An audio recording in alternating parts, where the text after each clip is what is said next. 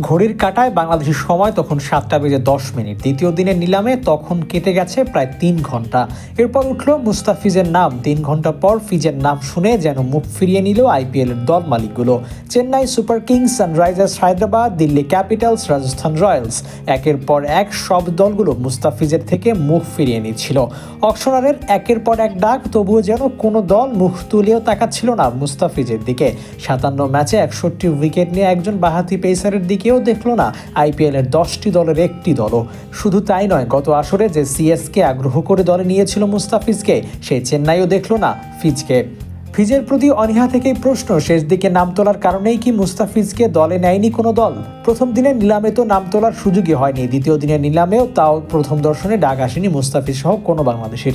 আর এতেই টাইগার ভক্তদের আক্ষেপ, শেষ দিকে মুস্তাফিজদের ডাকায় দল না পাওয়ার বড় ভূমিকা রেখেছে। কিন্তু বাস্তবতা কি? বিশেষ করে মুস্তাফিজের ক্ষেত্রেই বা দল না পাওয়ার প্রধান কারণ কি? প্রধান কারণ খুঁজতে গেলে 2024 আইপিএলের দিকে নজর দিতে হবে। এই পেসার চেন্নাইয়ের পিচ বাদে বাকি অ্যাওয়ে কন্ডিশনের মোটেও ভালো করতে পারেনি, যার কারণে তখনই খানিকটা স্পষ্ট ছিল পরবর্তী নিলামে মুস্তাফিজের দল পাওয়ার ক্ষেত্রে থাকতে পারে সন্দেহ। আর সেই সন্দেহই সত্যি হয়েছে 2025 আইপিএল অকশনে।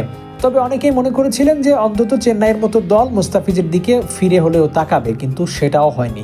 দ্বিতীয় দিনের শেষ দিকে ফিজকে পেয়েও কোনো দল বিট করেনি। Sunrisers Hyderabad, Delhi Capitals, Rajasthan Royals, এমনকি চেন্নাই সুপার কিংস, ফিজের সাবেক দলের কোনো দলই মুস্তাফিজের জন্য আগ্রহ দেখায়নি। তার মানে কি আইপিএল থেকে আগ্রহ হারাতে বসেছেন মুস্তাফিজরা? হলেও হতে পারে। গত আসরে মুস্তাফিজকে যতটা আগ্রহ করে দলে নিয়েছিল চেন্নাই, ততটাই এভারেস্ট মানে পারফর্ম করেছেন এই বোলার, যার কারণে এবার দলই পাননি প্রথম ডাকে। প্রথম দিন ডাক উঠে আনসোল্ড থাকলেও আশা ছিল, কিন্তু শেষ দিন শেষ সময়ে সেই আশাকে যেন হতাশায় পরিণত হলো। Abu Naim, sports Times.